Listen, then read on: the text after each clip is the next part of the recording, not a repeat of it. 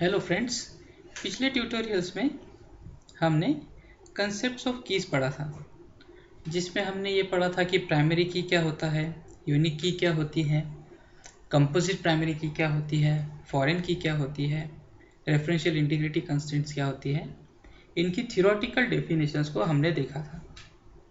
आज हम उन कीज़ को डेटाबेस में प्रैक्टिकली इम्प्लीमेंट कैसा करते हैं वो देखेंगे। तो अगर हम किसी कीज़ को इम्प्लीमेंट करने की कोशिश करते हैं तो उसके लिए हमको सबसे पहले ज़रूरी है तो सैम्पल डेटाबेस। इसलिए हम यहाँ पे एक बैंकिंग डेटाबेस का सैंपल लेते हैं। इस बैंकिंग डेटाबेस के अंदर कुछ रिलेशंस है, जैसे branch, customer, account, loan, borrower और डिपॉजिट। अब इस सैम्पल डेटाबेस की हेल्प से हम ये डिफरेंट कीज़ को इम्प्लीमेंट करने की कोशिश करते हैं। तो सबसे पहले जैसे हमारा ब्रांच रिलेशन है, जिसके एट्रीब्यूट है ब्रांच नेम, ब्रांच सिटी और एसेट, जिसमें से ब्रांच नेम जो है ये कैपिटल, ये बोल्ड है। इसका रीज़न ये है कि ब्रांच नेम जो है ये हमारे रिलेशन का प्राइमरी की है। ओके, अब प्राइमरी की डेफिनेशन हमने देखी है। Primary key is an attribute which is used to uniquely identify a tuple. It is always unique and not null. Okay, so let us try to implement this thing in our database. तो ये मेरा PHP MyAdmin का panel है, जिसके अंदर सबसे पहले मैं क्या करता हूँ, तो I will click on home, then I will click on this new tab and I will create a database. Okay, आप अलग अलग प्लेटफॉर्म यूज़ कर सकते हैं, जैसे कि मैं यहाँ पे PHP MyAdmin यूज़ कर रहा हूँ। ओके, तो मैंने एक बैंकिंग डेटाबेस बना लिया। ओके, अब मैं चाहूँ तो यहाँ पे ब्रांच रिलेशन डायरेक्टली क्रिएट कर सकता हूँ। That I will write the name of the relation branch and then I will write down the number of attributes that are present in this relation and all. Okay, the another way is to write it in a query. Okay, so how you will write it is, you will click on this SQL tab.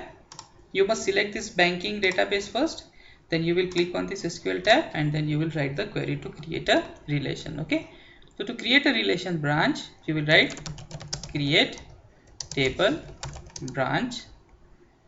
Okay, and then you will go on adding the attributes like branch name and its data type. Okay, then it's branch city and its data type, and asset and its data type. Okay, now we know that branch name is a primary key in branch relation. ठीक है, तो ये constraint हम कैसे लिखेंगे, तो then we will write primary key as branch name. Okay okay, अगर आप चाहे तो प्राइमरी की उस एट्रीब्यूट को डिक्लेयर करते से ही यहाँ पे मेंशन कर सकते हैं. ठीक है, या तो दूसरा तरीका ऐसा है कि पहले सारे एट्रीब्यूट्स को डिक्लेयर कर दीजिए और उसके बाद में लास्ट में आप आपके कंस्ट्रेंट्स को डिक्लेयर करिए. Okay, now what I will do is, as I am learning relational database, तो ऐसा होगा कि मुझे आगे चल के रेफरेंशियल इंटीग्रिटी कंस्ट्रेंट भी इन रिलेशंस के ऊपर इम्प्लीमेंट करना पड़ेगा, अप्लाई करना पड़ेगा.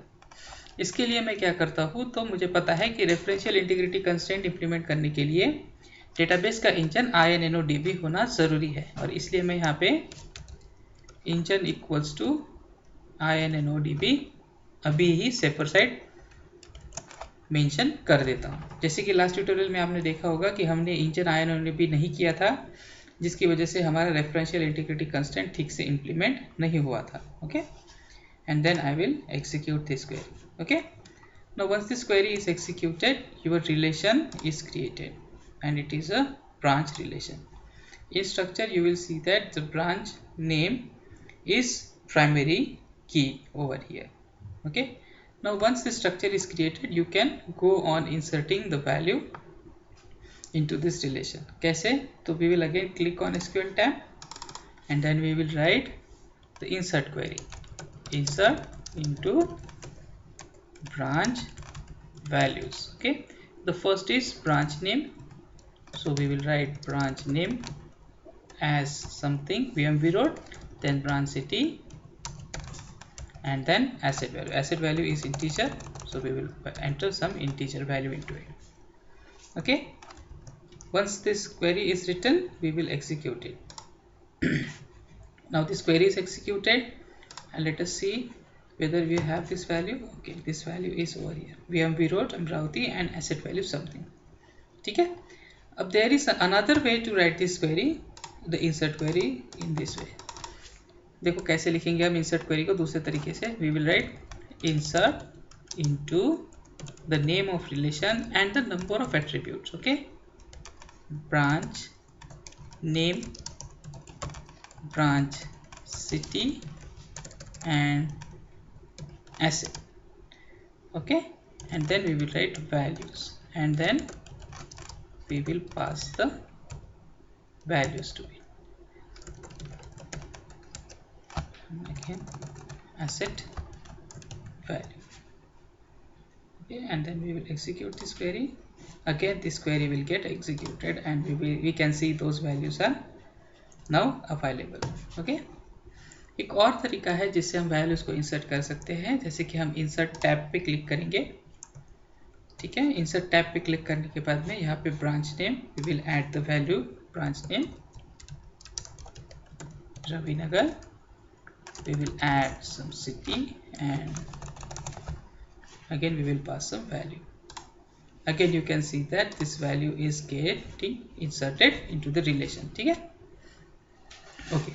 Now what will happen if I try to enter a duplicate value in branch name? क्योंकि branch name तो मेरा primary key है और primary key बोलता है कि it is unique in nature.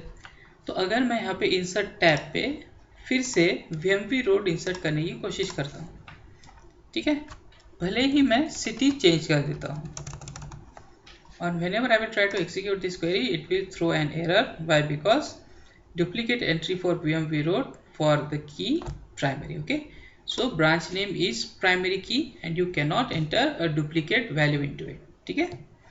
अच्छा, अगर मैं यहाँ पे branch name पास ही ना करूँ तो क्या होगा? जैसे कि मैं करता हूँ insert into branch city and asset और यहाँ पे वैल्यू पास कर देता हूँ branch city as Amravati and some asset value. okay, और इसको मैं एक्सिक्यूट करता हूँ तो यहाँ पे क्या होगा? यहाँ पे वो फिर से एरर थ्रो करेगा क्योंकि मेरा ब्रांच नेम जो है वो प्राइमरी की है और उसके लिए मुझे कोई ना कोई वैल्यू पास करना ज़रूरी है. So you can see that you cannot pass a null value to branch name because it is primary.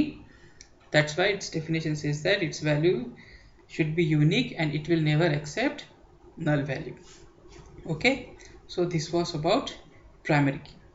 Okay, अब primary key ऐसा भी हो सकता है कि एक attribute से हो या एक से ज़्यादा combination of attribute से भी बने, जिसको हम composite primary key बोलते हैं. Okay, इसका example हम आगे देखेंगे.